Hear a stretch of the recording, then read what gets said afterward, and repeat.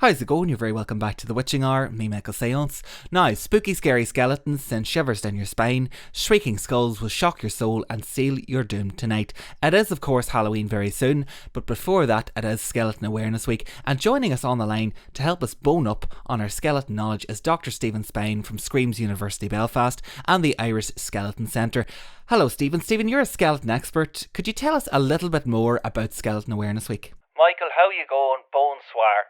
Bonsoir to you too. Skeleton Awareness Week, Michael, is really about bringing to the public's attention that skeletons are just like them.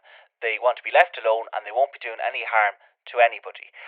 The vast majority of skeletons in this island, Michael, are lying asleep in coffins, in graveyards, up and down the country, and it might be of interest to your listeners, Michael, that there is a skeleton inside them right now to be revealed when they die. Well, that might apply to our listeners who have bones, like elves or humans or witches, but we do have a lot of listeners as well who don't have a physical body, or who might be made of like an ectoplasm, a slime or an ooze. But what do you do if you spot a skeleton?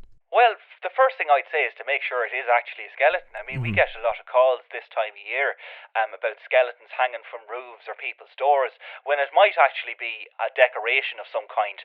And the way to tell the difference is that decorations in general are made of plastic, whereas skeletons most commonly are made of bones. Yes. And if it is, and excuse the pun, a bona fide skeleton, Michael, I would advise you just to leave it alone.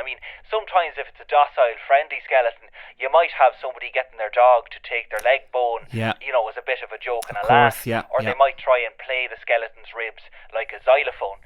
And I would just advise not to do that, because it causes distress to the skeleton, and it's not going to sound like a xylophone. It sounds like a glockenspiel or maybe a marimba at best, Right. Well, as with every community, there's good and bad. What do you do if you are being pursued by an evil skeleton? Well, those kind of skeletons, Michael, are generally enchanted by some kind of a black magic, or maybe a necromancer, or maybe it's simply an individual out for revenge. So, it really depends on your relationship with the skeleton yourself. It does, yeah. But if you find yourself being pursued by a skeleton, go to higher ground, maybe get into a body of water. Skeletons, they really can't swim, and give us a call.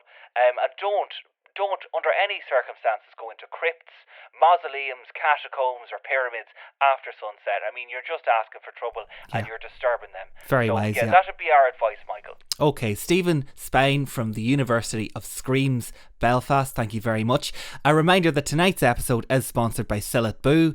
Boo and the dirt is gone.